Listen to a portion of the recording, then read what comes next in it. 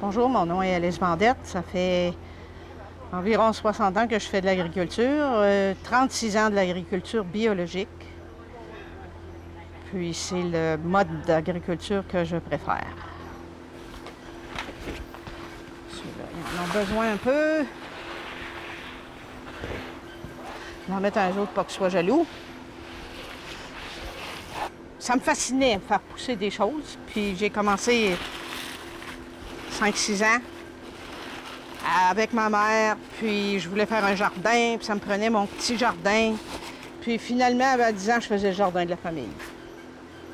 Moi, quand j'ai eu à peu près 20 ou 30 ans, il fallait pas que tu dises que tu étais agriculteur, comme j'avais des petits-enfants, puis il fallait pas qu'ils disent qu'il y a une ferme, parce que tout de suite, ils vont leur dire « tu peux ». C'était vu de même, là.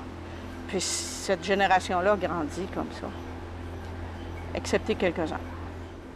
Il y a 2 générations qui ne savent plus comment faire pousser rien. Pas juste une, 2. Il y a mes enfants, puis leurs enfants. Ici, dans le Nord, les fermiers allaient dans le bois pour faire vivre la terre. Parce que les salaires dans le bois sont très bons. Dans les moulins, c'est très bon. Sur la ferme, tu n'as pas grand-chose, puis tu travailles, puis tu as les responsabilités. Le producteur agricole veut acheter une machine, il faut qu'il paye qu'est-ce que ça coûte. Il veut acheter de l'engrais, il faut qu'il paye qu'est-ce que ça coûte. Partout, il faut qu'il paye qu'est-ce que ça coûte. Quand il arrive pour vendre son produit, il faut qu'il prenne qu'est-ce qu'on te donne. Puis il y a beaucoup de personnes qui aiment l'agriculture qui en feraient si c'était pas de l'écart de prix qu'il y a entre les deux. C'est ça qui a nuit à l'agriculture.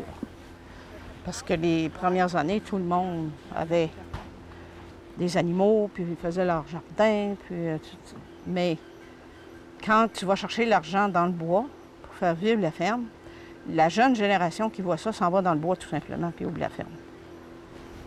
C'est ça qui est arrivé ici dans le Nord, c'est ça qui a nuit à l'agriculture. Peut-être que ça va revenir. Il y a tellement de belles terres fertiles, pour rien à comparer ailleurs. Mais qui est prêt à travailler 7 jours par semaine, de noirceur à l'autre, l'été, pour un petit salaire?